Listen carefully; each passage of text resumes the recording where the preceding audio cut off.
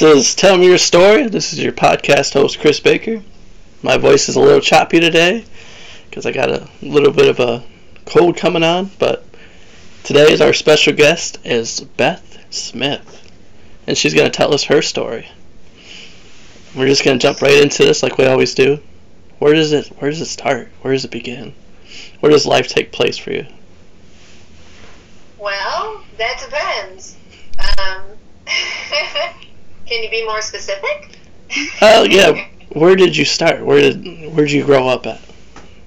Oh, okay. I grew up in Chicago, Illinois, and I lived there until I was 12, and went to school all the way up until 6th grade there. Nice. And then my father got transferred to Michigan, and I went to a new school, and we moved there like 2 days before school started, so like I didn't know anybody, like my first day of school.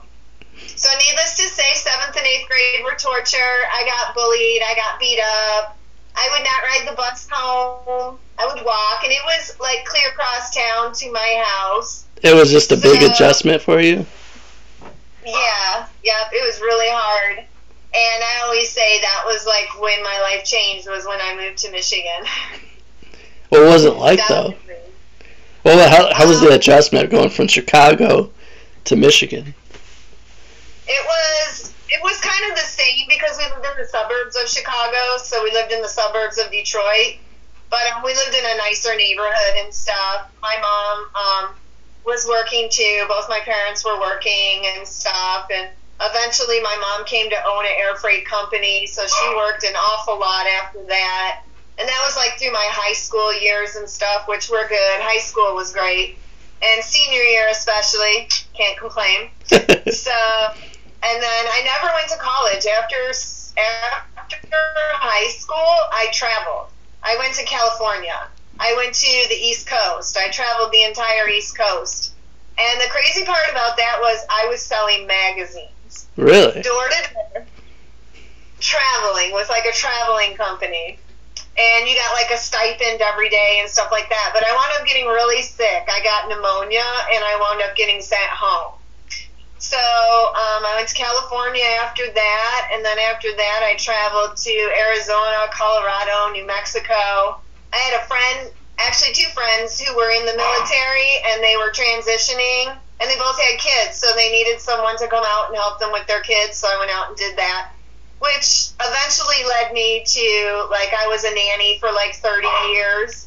So that was like kind of how I got into that, you know. How was that, though? You went from traveling to being a nanny. It was an adjustment because I like to be on the move. Being stationary is difficult for me, but I mean, sometimes you got to do what you got to do.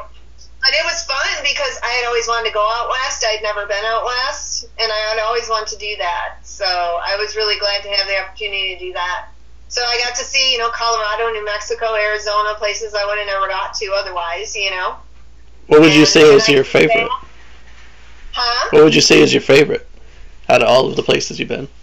Out of all the places I've been, I'd have to say Arizona is my favorite. Really? Definitely, yeah. Yeah, I've traveled to like 32 out of the 50 states in my lifetime. Same. And I would have to say Arizona is definitely one of my favorites. Because you get all kinds of weather there. You get desert, you get snow, they have their monsoon season. So you get all kinds of weather there, even though people don't really think so. You kind of do, because like where I was at, I could go to the mountains and see the snow, and then that same day I could drive to the desert and go watch the tumbleweeds. Wow. So it was really cool. Yeah. So eventually I wound up back in Michigan, and I was really upset about that.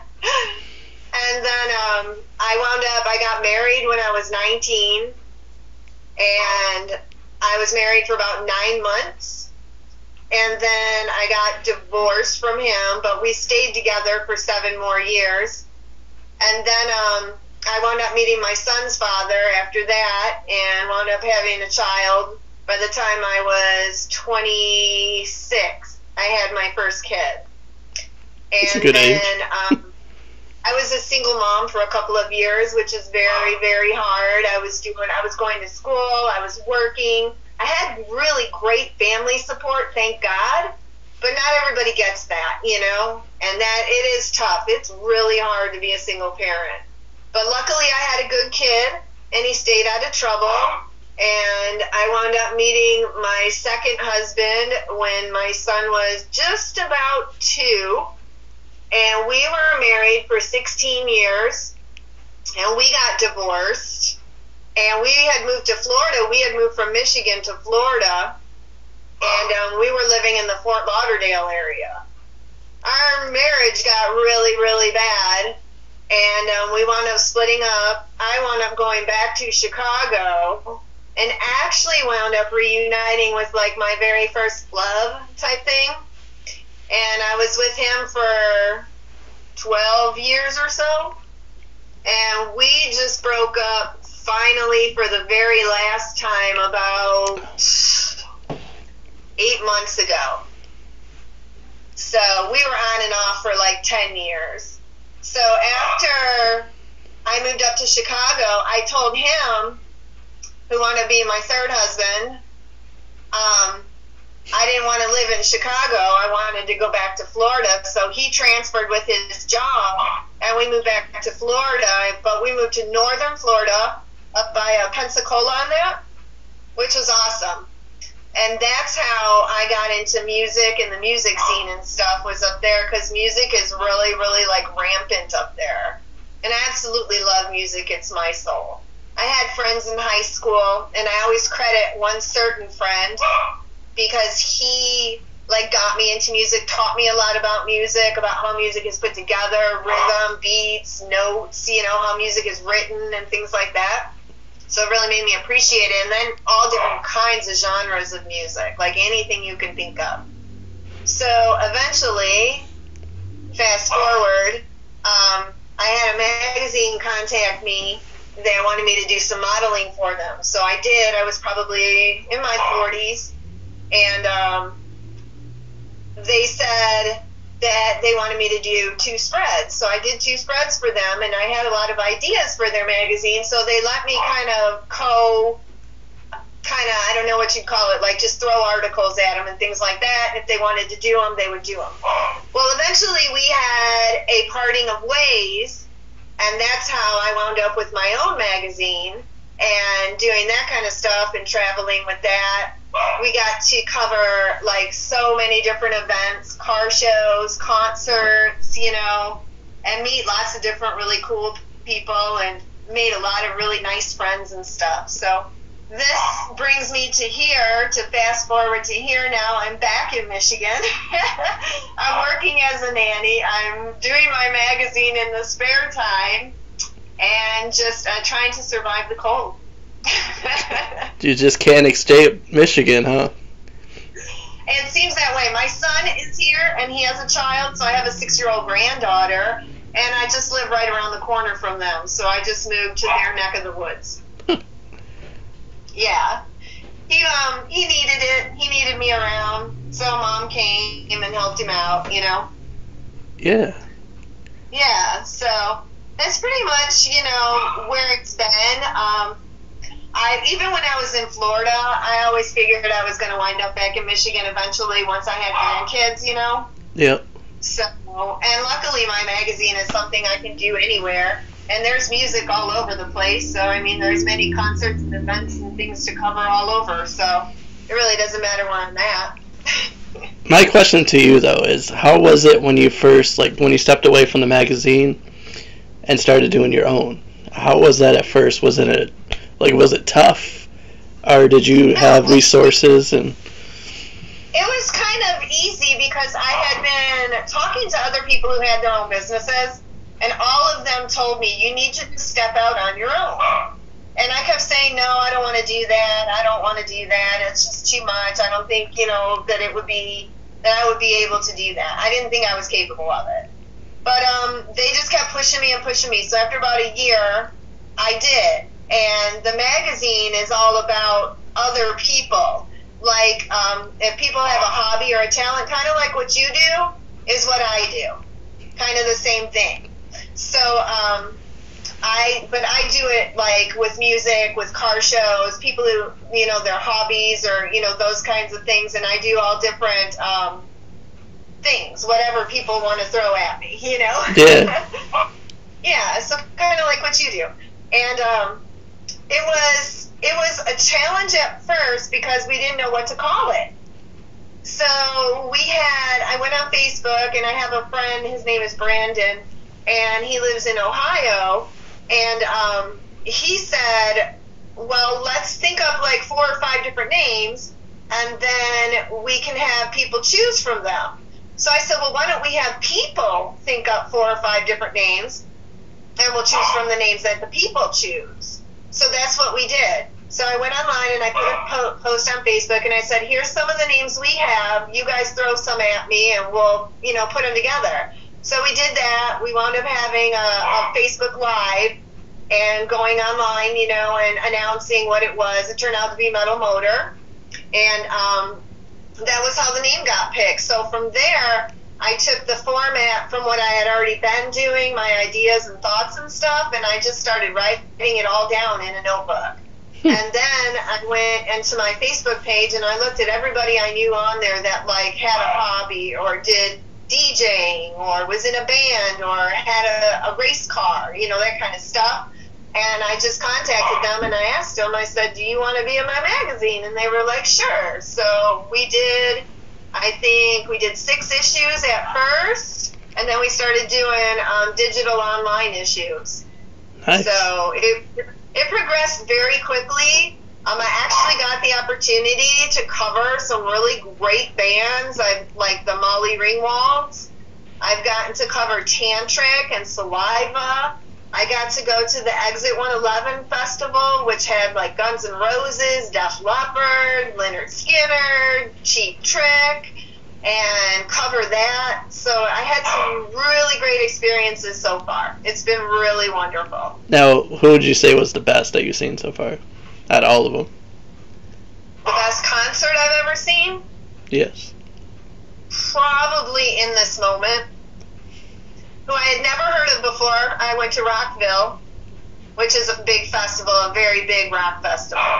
And I'd never heard of them before. One of my friends was a fan, the girl that I went with, and she's like, you're going to love them, you're going to love them. And I did. I was like, I have never seen a show like that before. It was amazing. Were you in the moment? Yes, very much so, yeah. Oh, man. It's a female-fronted rock band, and it's very intense. I bet. Really good. What was the scenery like? For what? Like being at the concerts, just in case somebody's listening right now and they kind of want to get an idea. So, festivals and big concerts like that, the big festival concerts, I highly recommend wearing very comfortable clothing and very comfortable shoes because you're on your feet the entire day. And it's very cool because okay, so when you go to a festival, everybody's there for the same reason, because they love music, because they want to rock, because they want to feel that with the other people that are there, and you feel it. I mean, the energy is just amazing. It's beautiful. And when you leave a festival and you go back to reality, it is like the worst feeling ever. You're like, I want to go back to the festival. Right, man. Because you had that connection with people. You're bonding with people. Right, thousands of people. And everybody's feeling the same way that you're feeling in that moment. And it's I know what you're saying. Yeah, and I absolutely love that. So yeah, that is definitely the vibe that I always get at a festival. And I've been to several now, so I've learned baseball hat, white t-shirt, comfortable shoes, shorts, Gotta be prepared. Very comfortable. Now, just in case anybody's listening, have you ever crowd surfed? No, but I want to. I want to so bad. I'm 53 years old. My son thinks I'm crazy. But yeah, I definitely want to. You know, I'd like to do a mosh pit sometime too, just to experience that. You know, I don't know about that. Crowd surfing is on my bucket list. I'd do the crowd surfing, but not the mosh pit. No. Well, there's different types of moshing, and there's different groups that mosh, which I just learned this. And there's actually a mosh etiquette, to where, like, if the people in the mosh see that someone's having a difficult time, they will run over and help them. I mean, they even allow children for their first time to, like, go in there and mosh, and people will supervise it and be like, you know, these are kids, you know, and let the kids do it, and kids love it, you know, I mean, but there's mosh etiquette. There's even a book. I don't remember the name of it, but there's a book about moshing etiquette.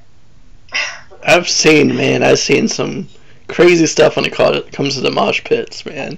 Yeah, I seen a guy go in and his glasses just go flying. He's tossed back and forth. That's why they have etiquette and they have rules.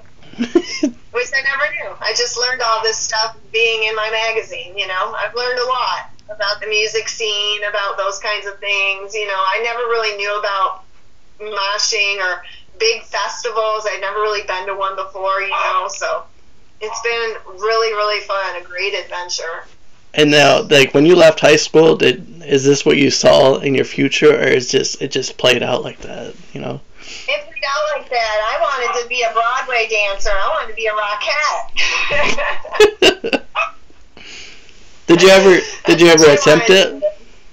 I never even took dancing lessons, but my big dream was to be a rockette.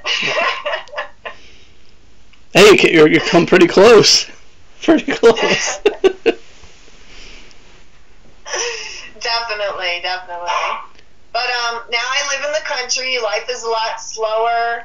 I'm working as a nanny, which is great. I'm having a lot of fun with that. I'm living by my son and my granddaughter, which is a lot of fun. I'm having a lot of fun with that too. I'm back near my friends and my family, so it's been really nice. In fact, this past Christmas is the first Christmas I haven't been alone in like 10 years. So it was very, very nice to have that, you know, that family thing. And family to me is everything, so. It's funny. Yeah, that's funny. I was just talking about that the other day because, you know, people always ask, how was your Christmas? How was your New Year's and Thanksgiving and all that stuff? And I always tell people it's just, I love being with the family during that time. It's really special. You know, it's important, you know, and like when I moved to Florida the second time, when I moved to North Florida with my third husband, I did not figure for 1 minute that I was going to be alone for every holiday. That never even crossed my mind. And he worked a lot, and then we separated, so we didn't really live together very long, even though we were married for a few years. We really only lived together probably 6 months out of 3 years that we were married. So, and we kept trying to make it work, but it just never worked. So I've actually been thinking, too, of starting a relationship channel, like kind of what you're doing, but a relationship channel, because I sure have learned a lot. Over 3 marriages, 3 divorces, raising stepchildren, traveling, moving, being a nanny. I've learned a lot about relationships. What would you say is your hardest challenge when it came to, you know, your relationships? My biggest challenge is that I seem to pick the same type of people. The same guy. And then, yeah, and then when I step out of my comfort zone to meet somebody new, it never works out. Like, never. And that's what I'm shooting for, though, is I'm shooting for the positive part. You know what I mean? Like, I want it to work out. So I'm trying to step outside my box, step outside my comfort zone, you know, and pick a man that, like, I normally wouldn't pick. You could be like, if you've ever seen Seinfeld, you could be like George, be the complete opposite of yourself. See if that works for you. See if that helps. Yeah. I just, I realize, you know, 3 marriages, that you learn a lot about yourself, you know, and you really, like, when you look back and you see, and now I've been single, like, totally single, for just about a year, and I was single for about 2 years before me and my third husband had gotten back together the very last time. So I've learned an awful lot about myself over the past 3 or 4 years. And I think this time around I could do it a lot better. Let's hope. Let's hope it. Yeah. I have faith in you, though. I have hope too, you know, and even though like I'm older and it's hard to date when you're older because most people have children or grandchildren and ex-wives and it's baggage, you know what I mean? And that's difficult. So I don't really have baggage because I've left everything in the past. I'm not bringing anything with me into the future, you know what I mean? So I'm trying very hard to look for somebody who's in that same zone. And I imagine, like right now, especially with COVID and everything going on, it's got to be a challenge. Like it is. And my sister were just talking about that yesterday because of COVID. It's been incredibly difficult to meet someone, and like at this point, you kind of don't even want to meet someone because you don't know where they've been or who they've been with, you know. So it's a real challenge. Yeah, you're right. Definitely. Well, lucky I'm a married man, but I've talked. Lucky that is, because I always say if you find your person, you're so lucky. Yeah, I talked to my buddies that are still, you know, on the hunt. They're looking for that one, and yeah. you know, I talk to them from time to time, and I'm just like, dude, I couldn't even imagine what it's like right now. Yeah. Like it was hard enough back then just trying to meet someone, but now you got to worry about, is this person telling you, you know, being honest to you? And can you trust them? Or, you know, are you going to end up with COVID? I agree with you, that trust thing, because, I mean, like you see all these documentaries on TV about these guys that are married to like 5 women and none of them know because they're all in different states. Or guys that like wind up, you know, marrying someone and then killing them and marrying someone else and killing them. And you're like, you know, I mean, you just don't know what you're getting anymore. It's terrifying, you know? When I began to, you know, go on my search for my wife, I had to reset my mindset because, you know, I had, you know, like everybody else, I had trust issues. You know, I had been burned in the past. And really, this what it came down to is I had to change my whole mindset on everything. I watched a lot of chick flick movies and really just tried to program my mind into the right set so I could like just find that right one. And yeah. And a lot of people, anybody that's watching right now or listening, I would say like you have an idea who you want to be with, you know, and at first you're going to have these expectations of what you're looking for. And after a couple of dates, man, I'm telling you, it's going to change. You don't know who you're really looking for. And once you get out there, you'll begin to really feel who you want to be with. Yeah. I'm kind of there right now. I know what I want. I know what I don't want. So, I mean, my first husband, he was very, very abusive. My second husband was an alcoholic. My third husband was emotionally abusive. So I've kind of, you know, been through that, you know what I mean? Physical, emotional, alcoholic, you know what I mean? And so now I definitely know what I don't want. And now I definitely know, like, what I'm looking for more than what I did before, for sure. Definitely. And I want to meet somebody, too, you know, who's interested in the same things that I am. I mean, like, if I want to go off and do my magazine for a weekend, I don't want someone to tell me I can't do that, you know? Or if I'm accepting a new job or something like that, I want somebody to tell me, well, you can't do that, you know? You have to be comfortable with your lifestyle, and I totally understand that. Totally respect that. Yeah, because I always say, my saying now is, if I'm going to date someone, they have to hop on my train. I'm not hopping on theirs.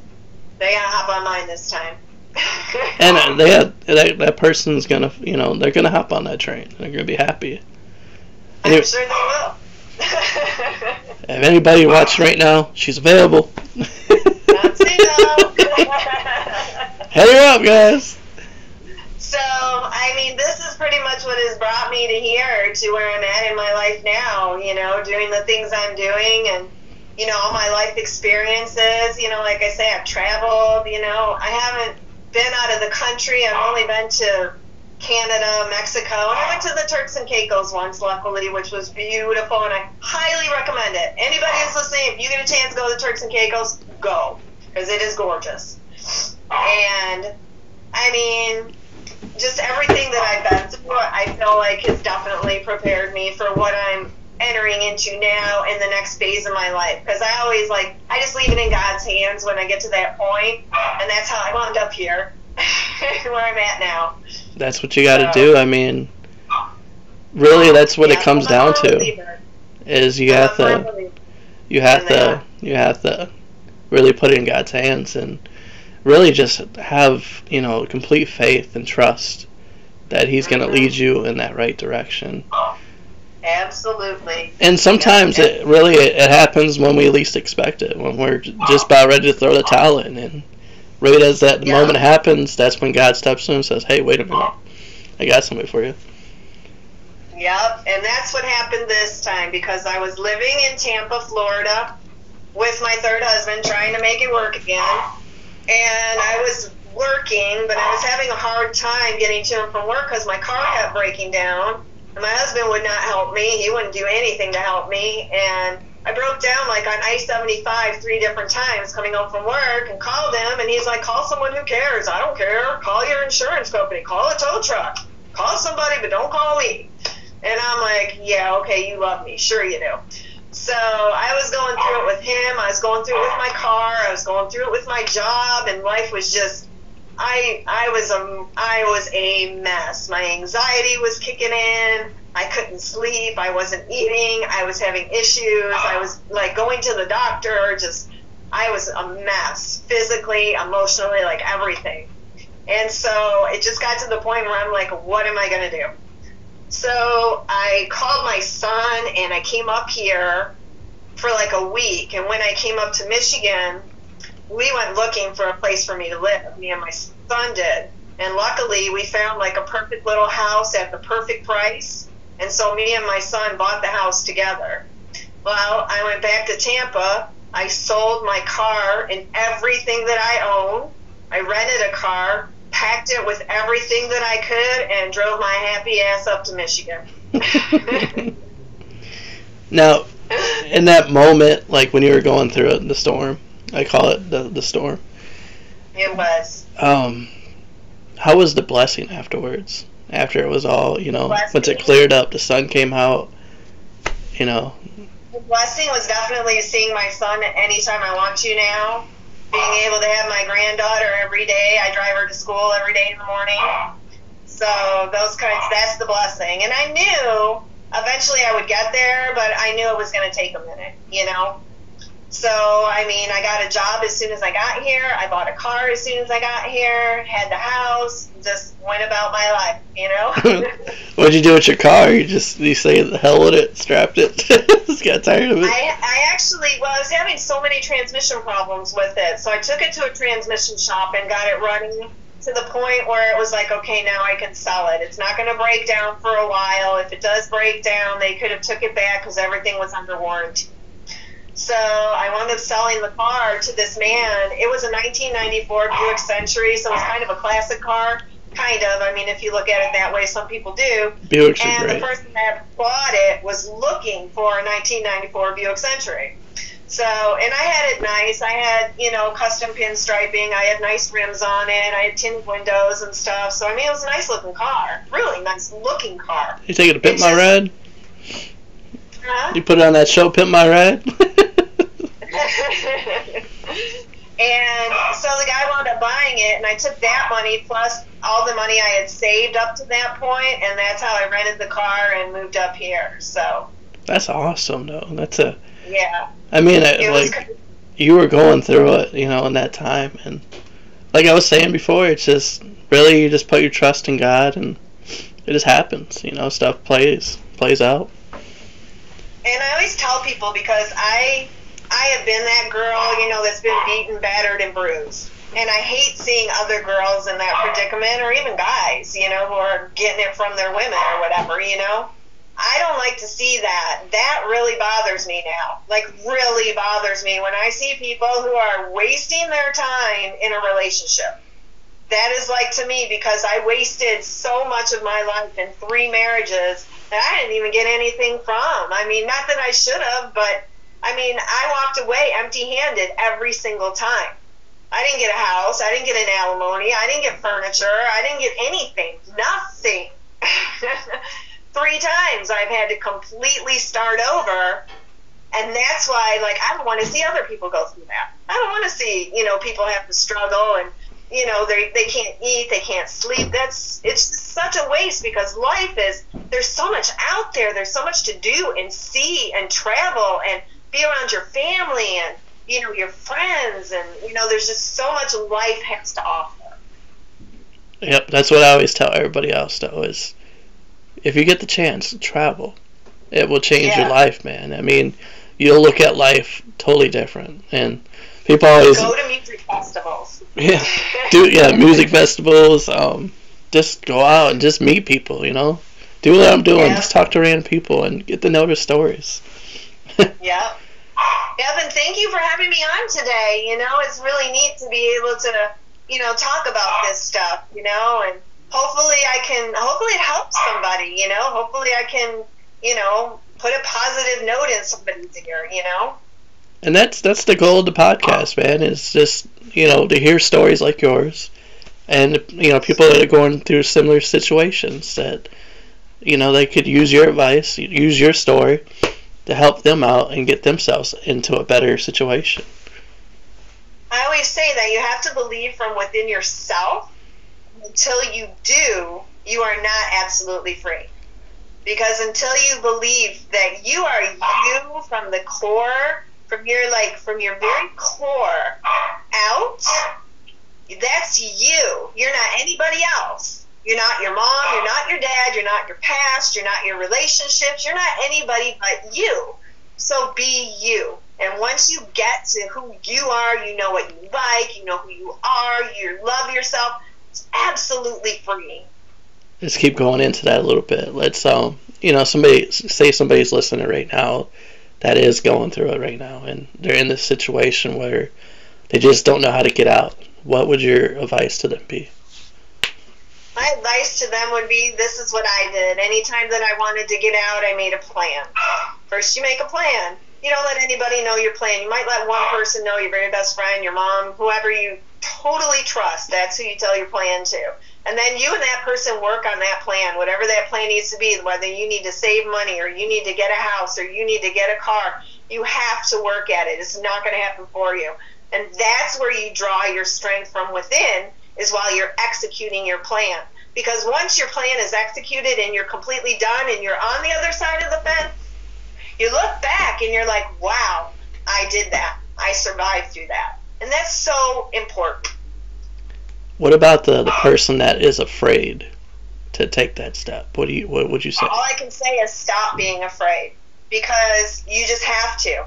You just have to stop being afraid. Because I've been at that point where I had no money, no car, no nothing. And you know what I did? I left and I went and I stayed with a friend. I stayed on their couch. I did whatever it took to make my safety, my life, because it's your life. This is my life, my time, So how I spend it, what I do, is important to me. Nobody cares more about your money and your time than you do. So it's important that people recognize that. Very well put. Very, very well put.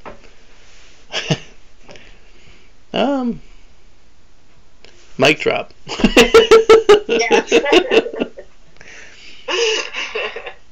It's so true, though. Yes. And once you draw the strength from within and you're executing your plan, like when I had to save money, I couldn't just leave. I had to make a plan. I had to get my car fixed. I had to, get it running on the road. I had to find a buyer. I mean, it took me 30-something days. I think it was 36 days total to execute my plan.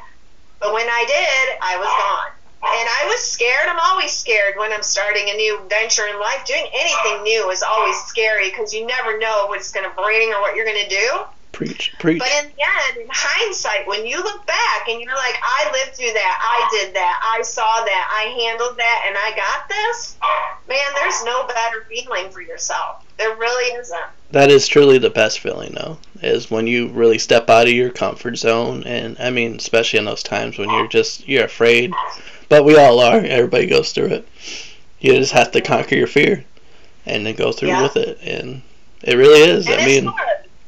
It is hard because most people are programmed from when they're young, and they repeat their behavior until they're aware that they're repeating their behavior. And once you get aware that you're repeating this behavior, or like I did, picking the same guy, you can't never be free until you're aware of that. You have to first sit there and look at your life and be like, what don't I like? What do I like? And then work for the things that you like.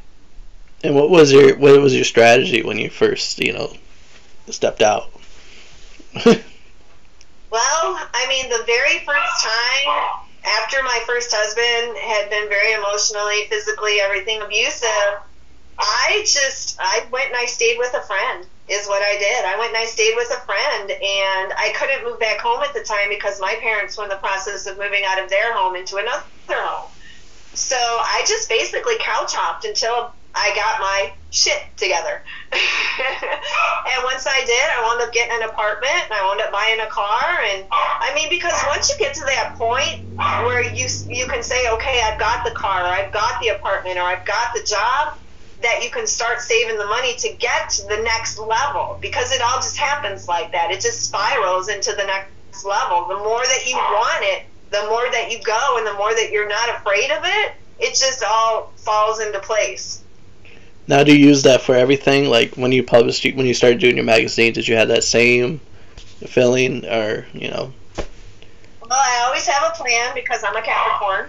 So I'm always writing stuff down, making notes and stuff. I always have plan A, B, and C in place because that's how I am. And that's pretty much what I did with the magazine. Like I said, I just grabbed a notebook and started writing stuff down and taking notes, off my FB and stuff like that. And it spiraled from there. And within 1 year, I was covering big festivals, and it was amazing. Did you get the VIP treatment when you went to these concerts, or how did it work out for you? So you get to have media passes, so you get to go backstage, but all the bands have certain rules. Like some bands are don't look at us, some bands are don't photograph us, stuff like that. Some bands only let you photograph for song 1 or song 3. So it's always a different experience, no matter what you're doing, whether you're on the front side or the back side of it. But the thing I can say, when you do cover a music festival, you don't enjoy it as much as you do when you're a patron, because it's actually work. It's work. It's homework, man. Homework. Yeah, it is. It's you gotta work. take notes for everything, and yeah, but it is a lot of fun because you get to see and do a lot of things that the normal people don't, so that's really cool. And how many people, like, how many band members have you met? A lot. Like over the years. Yeah, that's what I was thinking. You probably interviewed several hundreds. Probably at least a few hundred thus far, yeah. Was it ever like a repeating pattern when you with the same? Did you always get the same answers, or was this everybody different in a way? When I interview people, I ask off-the-wall questions about their life. Kind of like you, I kind of want to know how they got to the point where they got into a band, or they bought this car, or they did this adventure. And I want to know the backstory before I know the story. So a lot of times in backstory, stuff comes out that, no other interviewer has gotten. You know what I mean? So that's usually my strategy is I want to know backstories. I want to know about the person in the band. I don't want to just know about the band. I want to know, like, what's each of their favorite colors? Do they like to wear a certain costume on stage? If, they do, what is it? Stuff like that. Do they have a favorite guitar? Do you have a favorite brand of drumsticks? Those kinds of things. Now, have you had any band members try to hook up with you? Or No. A lot of them are married, got children, stuff like that. So a lot of them are real tight with their families, which, is beautiful, especially when the families travel with them. It's cool to see that. Well, gotta ask the question, because you never know these days. And yeah. Since we're on this topic, how was your magazine with COVID? Did it slow it down? Did it keep it at the same pace? Or Well, I actually took a hiatus for a while because I had to focus on making money because it was so difficult to make money at that time. So we went on hiatus for probably about a year. We kept posting, keeping up with things and stuff like that, but I'm not like putting out any issues or anything. We haven't put out an issue in a year and a half now because of COVID. Working on it, definitely trying to get things together. And it's not that it's difficult to get things together, but it's difficult to get everybody on the same page right now. And does it feel... That's been my biggest challenge right now. Is it like weird not being at concerts like you used to, or... It's very weird because I see a lot of my friends at concerts and stuff, and I'm very jealous. You're like, damn it. But that is partially, too, because of where I live right now. But a lot of my friends, when they do go to concerts or events, they'll send me pictures, so I'll post those on the pages and stuff. So I have really great contacts and things who are keeping me in the loop right now and keeping us up to date and things. I work with a really good circle of people, so I'm very lucky. When do you plan on getting back out there? This summer, in the summertime. Do you got anybody lined up already, or? I do, but I can't tell you. It's all privy until I make that post. Damn. I was hoping I would get it out of you. Yeah. I will tell you, though, one of the best interviews I ever did have was Jeff Tate from Queensryche. He was very interesting, cultured, smart, intelligent, and very, very just down to earth. One of the best interviews. I really enjoyed that. And I also interviewed a few years back when he was very first starting out. His name is Beth Smith. He's a country singer. He is on the up and up right now. He is just fantastic and somebody I want to interview again. I believe I've actually heard that name. He is. Have you? He's really good. He's actually my friend's neighbor, and that was how I met him. Really? So, yeah. They live in Tennessee. So, yeah, I mean, he's really, really a smart kid, really talented. He's been playing guitar since he was like 2 or 3, writes his own music, very mature for his age. He's definitely dialed in the music scene and really handles himself very well. I see him going very far. What would you say is like the toughest like thing like you hear from the people that are in the music scene that they go through? Have they ever spoke out to you about it? Yes, the biggest thing is the money situation because record companies don't necessarily give out those stipends now. Like, here's $100,000, and you're going to tour and you're going to make music. So they don't necessarily do that anymore so much. It's mostly on the bands to do with most of the promoting, their managers. It's a lot harder now to be in music and make music, which is why a lot of artists are going independent labels like Ryan Upchurch, for example. So I really feel like stuff, and a lot of music artists are creating their own labels, having control over their own music, using their own money for it, and just doing what they can. And that's the biggest thing that I've heard that's changed over the past, 20, 30 years. I would say that's, the best move, though, is, if you are, in music or, whatever you're doing, is to branch off and kind of do your own thing. That way, whoever tries to snatch you up don't, mess with your style, to try to change you up at all. You have your own control over your music and your art. Yeah, I fully agree with that. That's very, very smart. Which is why everybody told me to start my own magazine. That's exactly why everyone told me, start your own. Do your own thing. And yep, for that same reason. Who was the very first interview you had? Do you remember? My very first interview was Molly Ringwald. Nice. Yeah, which was really cool because, they've been around forever, and they have a huge following, and they're such great guys. I mean, they are so kind and so funny and so nice and so talented. So I felt extremely honored, blessed, lucky, thankful to have them for one of my first interviews. Okay, well, as you do these interviews, was it like the movie Almost Famous, where you're pretty much riding along with the band? Well, I mean, you get to to hang out with bands a lot of times, yeah. I mean, I've never traveled with a band, and I think that would be more for their own personal editor and writer that, like, writes about them specifically. But you do get to hang out with bands at times. You know, you sit backstage, or, you know, they might be getting ready for the show, and you're just asking them questions, or you're just hanging out. So it is to a point, but Almost Famous sure does make it look like a lot more fun. That's what I was thinking. I was like, man, that would be awesome just to get out there and be with the band. It's definitely one of my favorite movies for sure. And I think Kate Hudson is just absolutely adorable in that movie. She did a great job in that movie. She really did, yeah. And, I mean, when you meet the bands, I mean, it's important not to be starry-eyed. It's important to treat them like regular people. It's important not to be a fan when you're interviewing. I mean, it's okay to ask fan questions and let them know you love their music or whatever, but you don't want to sit there and be, like, gawking and be fanny, you know what I mean, and stuff, you know.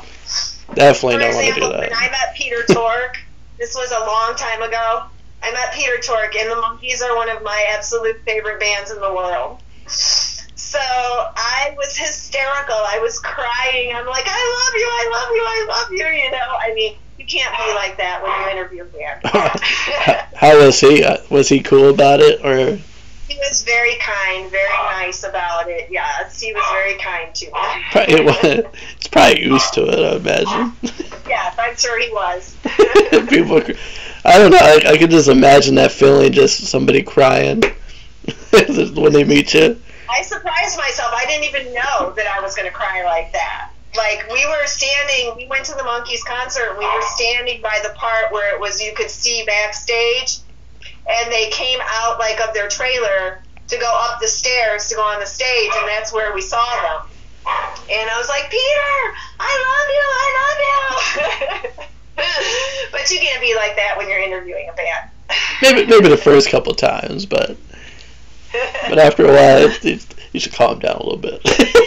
Yeah. I was just attending their concert. That was a long time ago. I think it was in West Palm Beach, Florida. It was probably over 20 years ago.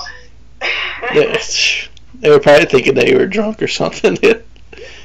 Well, I wasn't, and it was so funny, too, because we had seats that were in the nosebleed section, and so I was up there, and I was dancing around and stuff, you know, and Mickey actually said, hey, you up there who's dancing, we appreciate you.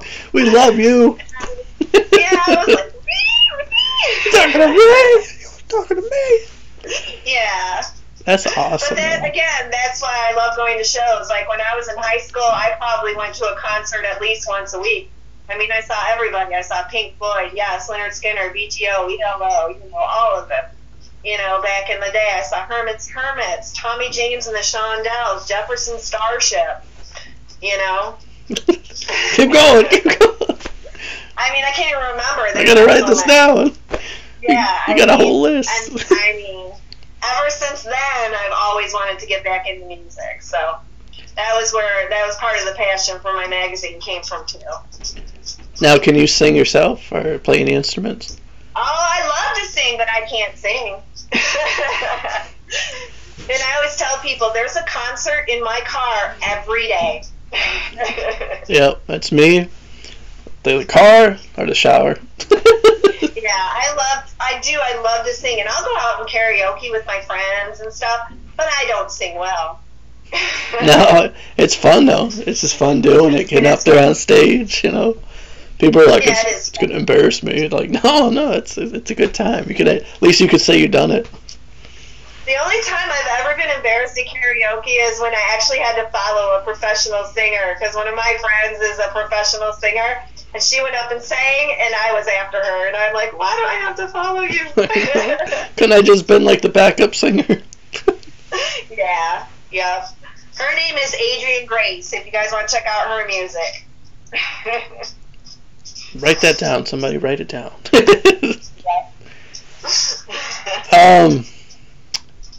Talk about music.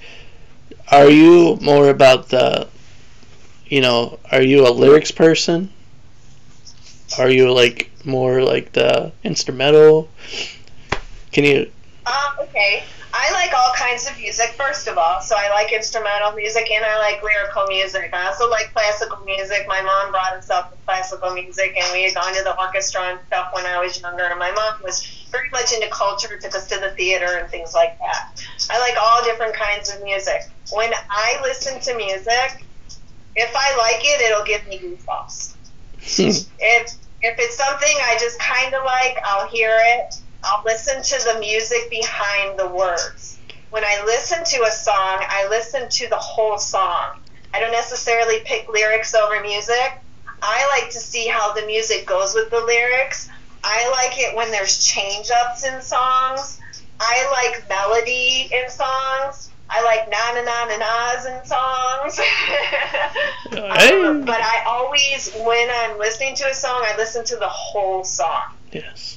Because you get to truly experience what the artist was going through in that moment. Right, and exactly. And usually that's how I pick and choose my favorite songs, is like anyone else, is how it makes you feel while you're listening to it, you know? Especially, because in that moment, like you said, when you get goosebumps, you're like, you're feeling exactly what the artist was feeling, and that's... Right. And they actually say, like, scientifically or something like that, I read recently... And I'm not quoting it word for word, but that if music gives you goosebumps, it means you have some type of emotional attachment to the music, the lyrics, or something in the song. Yeah, you're definitely feeling that connection with it. Yeah, I mean, that makes sense. I've had that happen so many times. Just get really into a song, and you're like, man, this is good. I'm getting chills up my spine. Right, exactly. And there's actually been a few times, like, where I'll hear a song, and I'll go, that's going to be a hit song. And it will be. Like, sometimes, I mean, not like other people can't do that too, but, like, I've been told I have a good ear. I don't necessarily know what that means, but I've been told that by a lot of people. And, like, I'll hear a song, and I'll be like, that's a good song. That's going to be a number one song. And, like, within a month or a year, it might be. You know what I mean? So, I mean, I really enjoy, hearing different genres of music. And I really enjoy, like, when you're listening to music, watching other people. When you're at a show and you watch other people's expressions during the show. How they're feeling, really cool too. Yeah. Like, you're feeling this. People, yeah. What, now you say you like all kinds of music. Is there any kind of music that you just turn your head away? You just look away? You're like, I can't do it? I mean, yes and no. Because even if I'm doing that, I'm still finding something in it that I like. So no matter what it is, even if it's something I really, like you just said, don't care to listen to, I'll still be like, but I really like the drums in that, or I really like that guitar riff in that, or something, or I like the keyboard, or I like the fact that they had keyboard in it, So there's always something that I find that I like in it. So, I mean, yes and no. That's good. That's good. I've heard a lot of people say the opposite. But you're completely in it. I like that. That's cool. Yeah, I mean, even when I'm covering other events, like I cover car shows, I've covered artist events, like art gallery stuff, and even when I'm doing that, I always want to look for, even if it's something like I don't necessarily, like I'm not into it, but I'm there covering it, I still try to find different things in it that I love or that I can really appreciate, because I was invited to cover it for a reason. So I want to be able to appreciate the artistry of what I'm covering. Now, do you find yourself... No matter what it is, I'll try to find something I like in it, When you're not, like when you're just at a concert, you're not covering, do you find yourself doing the same thing? No. No? When I'm at a concert that I'm not covering, I'm a wild chica. I'm like, woo! You're living the moment.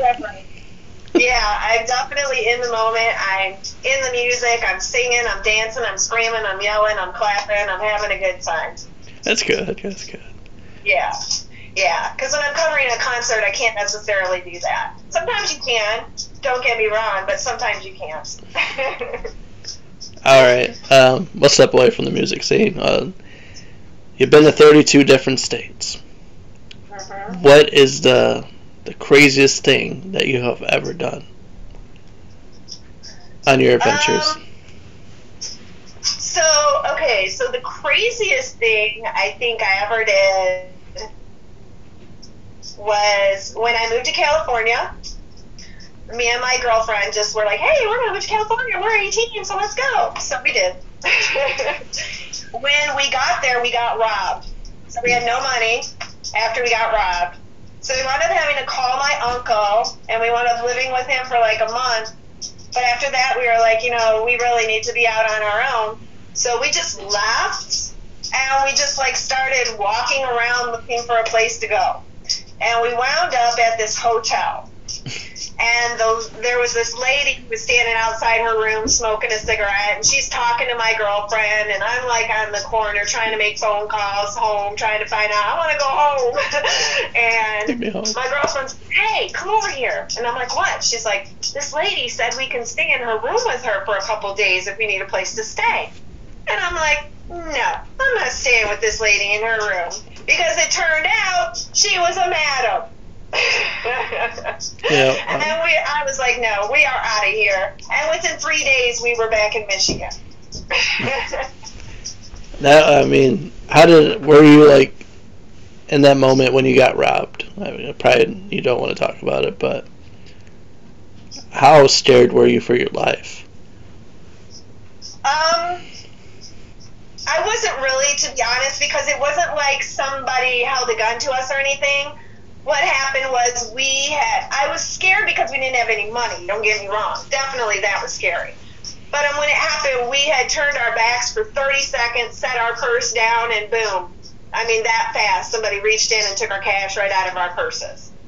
So, and knowing after that we had no money, that's when I called my uncle and I was like, hey, I'm in California, I just got robbed, I have no place to go, can I stay with you, From the sounds of it, it sounds like somebody had you guys picked out.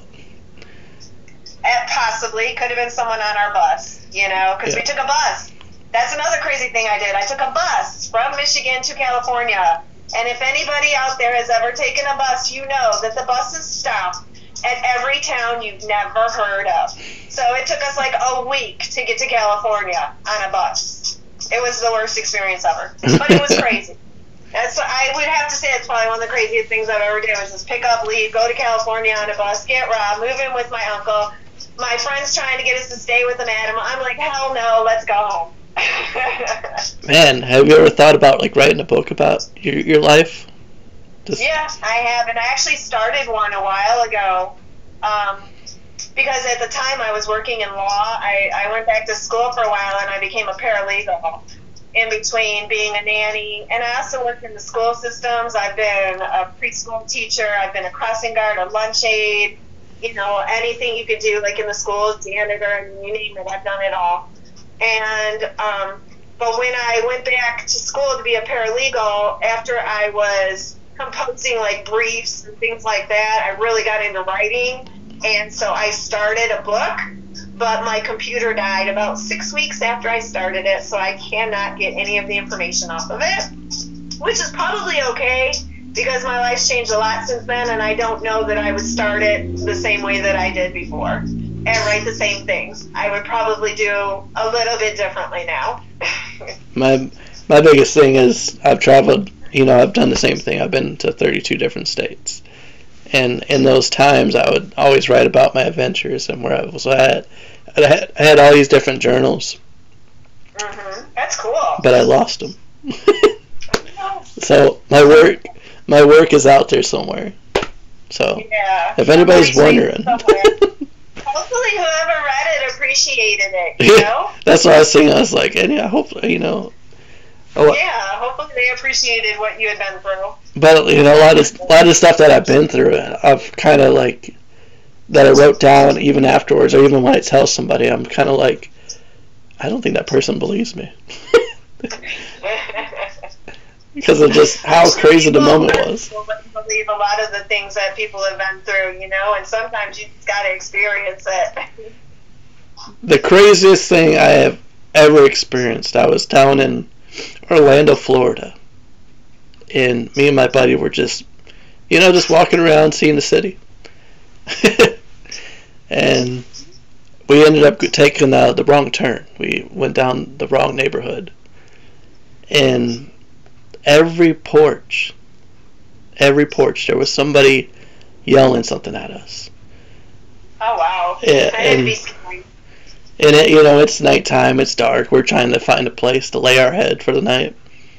Right. And to this day, I kind of say, like, God was there, because this lady came out of nowhere. She was just a random lady, just popped out of the blue, and said, don't look at them, just follow me. Don't look at them, just follow me. And that's, sure enough, that's what we did. We ended up following her. She took us all the way to where the bus stop would be at, and before I could even thank her, she was gone. I always say that's your guardian angel. Yeah, and that's anytime that someone close to you passes or something, that's their way of communicating with you. They send that guardian angel. And I firmly believe that. I've lost a lot of people in my life important to me. So the times that I've gotten through stuff, a lot of times I'm just like, thank God I had that guardian angel. Yeah. Like, to this day, I'm like, I say it every day, is another day, another blessing, because it truly is. It really is, man. I fully agree. Now, like, okay, get a little deep there. Out of all your travels, would you say, like, at all the places that you've been, is it different in every state, or is it the same?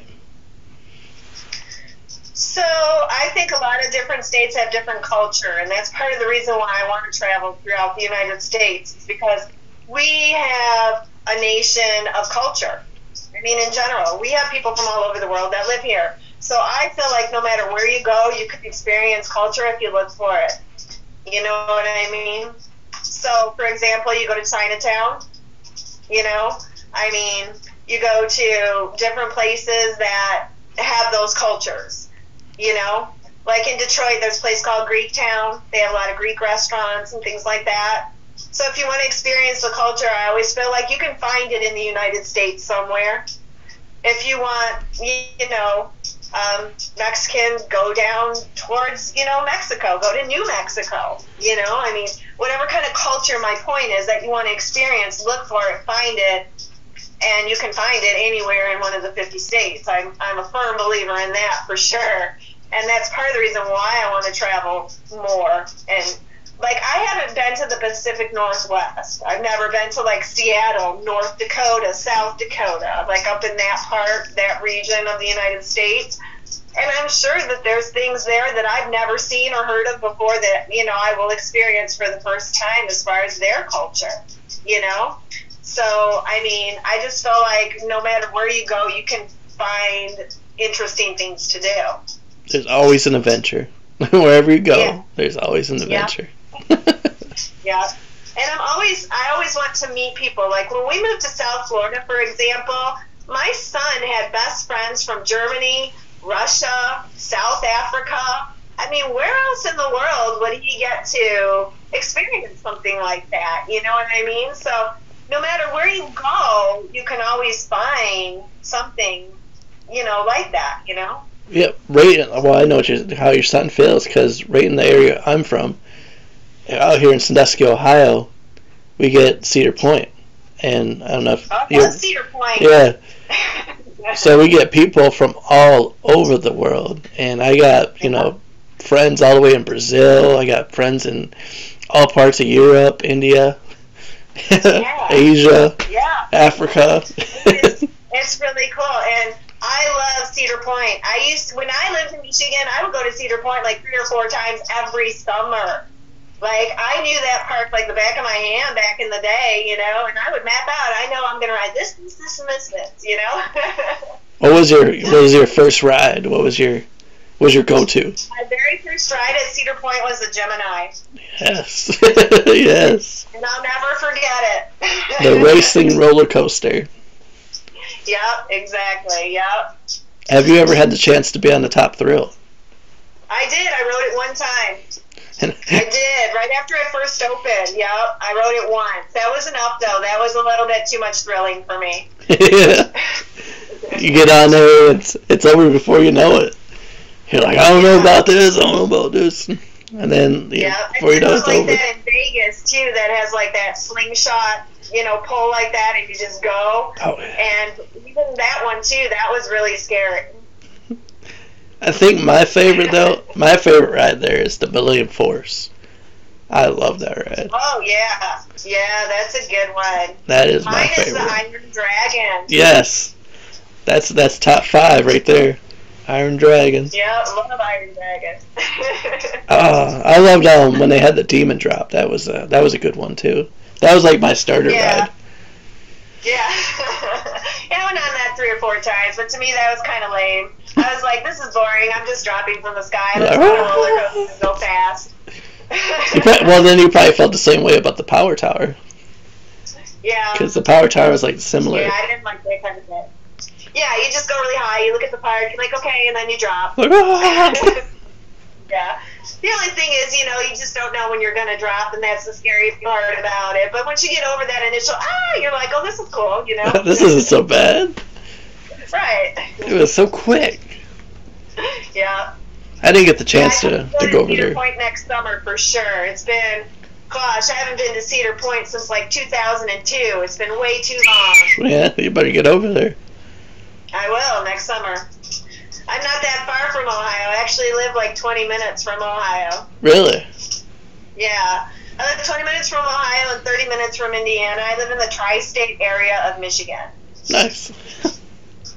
Yeah. It's interesting. It's a very interesting way of life out here. It's all, it's farms and cornfields, but you're not that far from big cities either. I mean, I'm like within an hour of Toledo. I'm within like 2 hours of Detroit. I mean, I'm close to a lot of things, so it's a real central area here. That's part of the reason I moved here, not only because my son and my granddaughter are here, but because of that, too. Now, in Michigan, would you just say that's home? I would say the people that are here are my home. But not the state? I'm not saying Michigan is my home. No. Okay. I mean, I consider my house my home, of course. That's my home. I don't really consider anywhere home. No. Just because I've lived in a lot of different places that I like, So, I mean... I respect that. And being able to travel so much, there's so much, that I still want to do. Like, after I pay this house off, I plan to travel more, buy another house, do some more traveling and stuff like that. So... I mean, I don't intend to stay in Michigan more than 10 years. Tell us how you really feel. Well, I love my friends and my family, and I miss them dearly. So they are my home. They're my heart. Preach it. Yeah. What's the next move for you then? Next state? I'm going to stay in Michigan from anywhere for 5 to 10 years, and then I plan to buy a house out in Arizona and do some music stuff out there and see what happens. Yeah, that's nice. Mm-hmm. Do you got anything for the magazine? The next step for it, or? My next step would be to pick up a publishing company. I'd like to pick up a publishing company. So if anyone's out there and you're looking for material, it's right here, okay?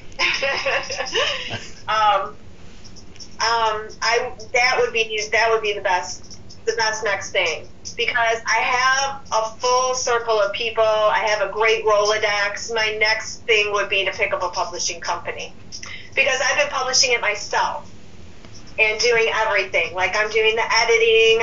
I'm not doing any of the writing. That gets sent in by the people who are in my magazine. They send in their stories. I edit their stories. I put pictures to it. I allow them to include any pictures they want. It has to be tastefully done. And I mean, I get submissions from all over the world for all different kinds of things, as I'm sure you do too.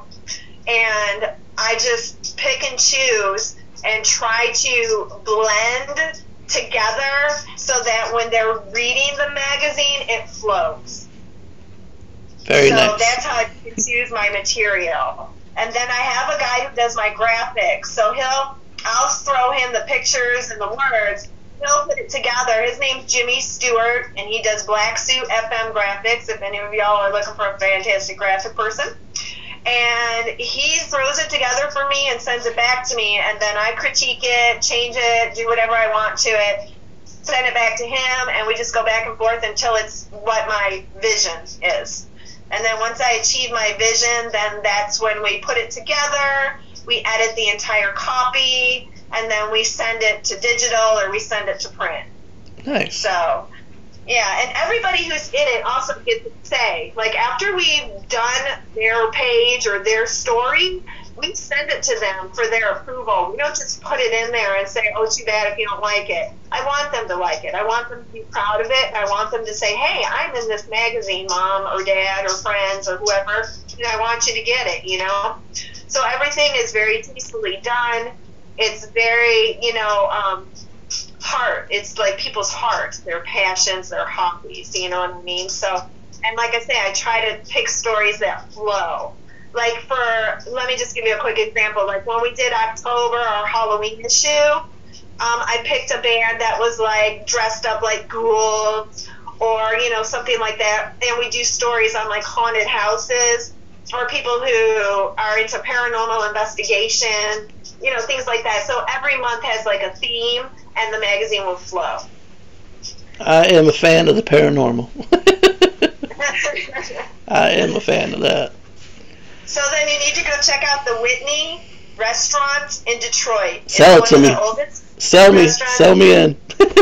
It's supposed to be haunted. I went there, and it was very interesting. My sister actually used to work there, and so we got to get a VIP tour, which was really, really cool. So I highly recommend if you get the chance to experience it, do it, because it's really cool.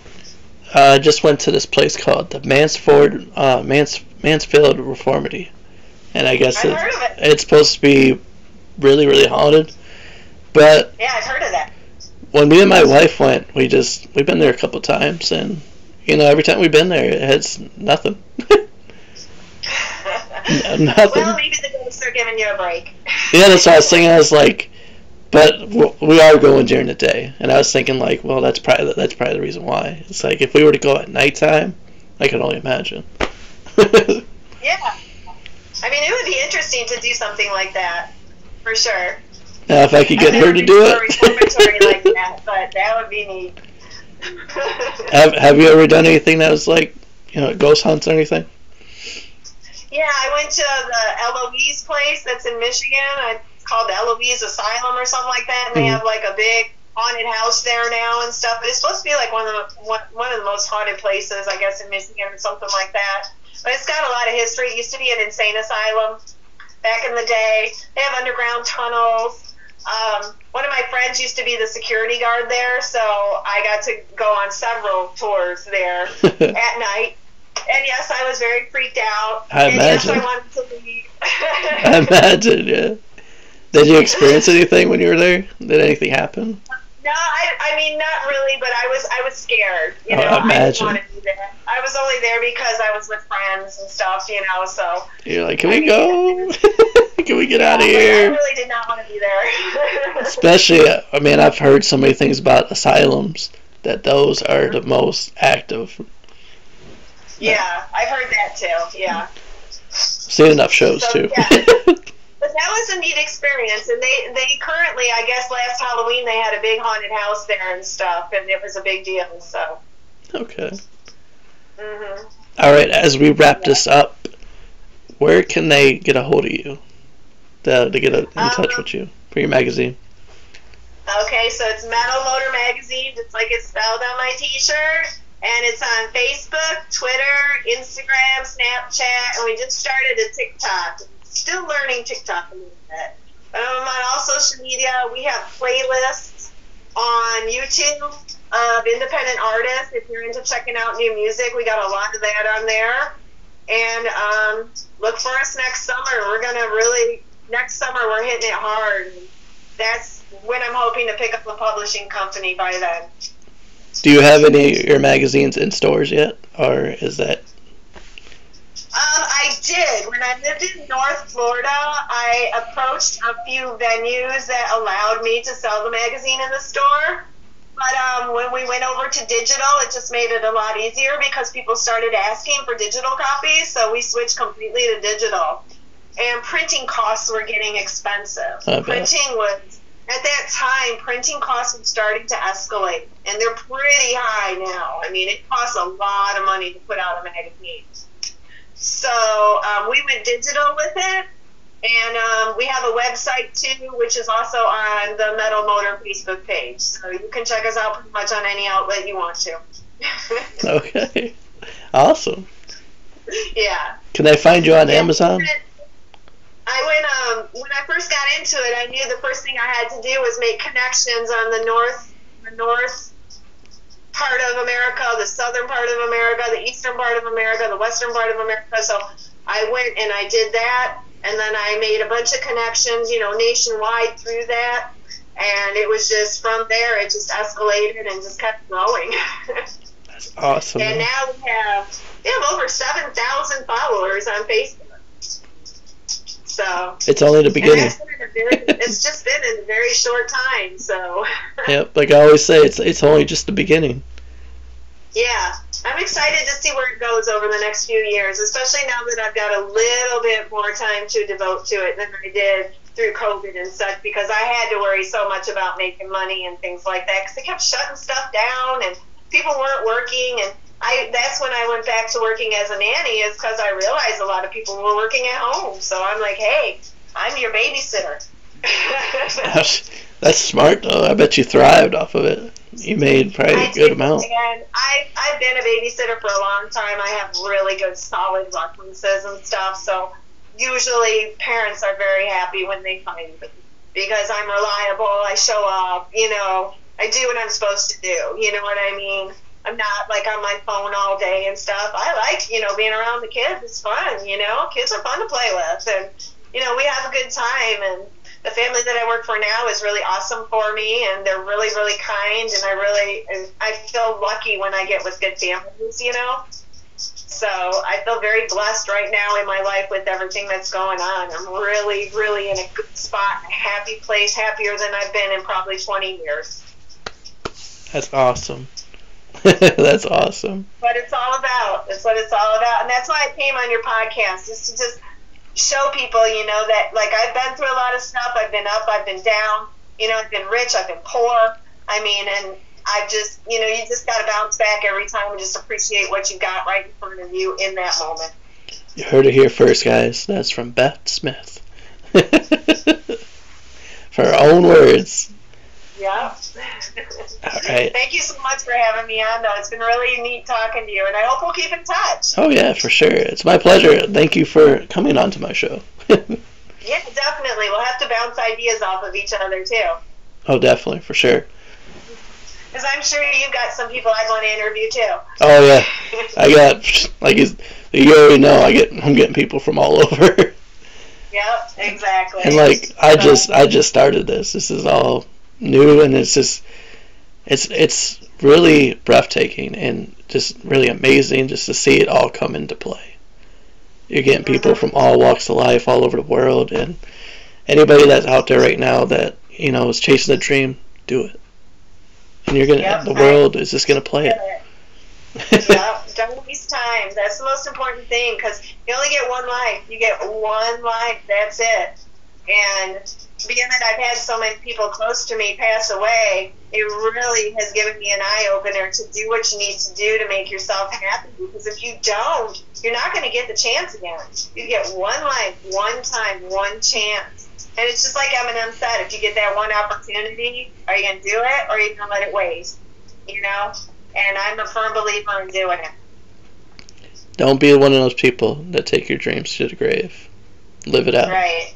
Live your dream. Yep. All right, how do you want to finish this? Awkward silence. Tell me your favorite color. Try to sing a little bit. I just want to thank you again, like I said, for, I hope, that somehow I helped somebody or, got to somebody or, even, left an impression, and hopefully somehow, the people who watch your podcast and stuff, hopefully, somehow we've helped somebody somewhere with something, anything. And it's only just the beginning, folks. It's only just the beginning. Yeah. But this is my guest, Beth Smith. Thank you. And her story has been told. Thank you so much. Have a really wonderful evening. You too.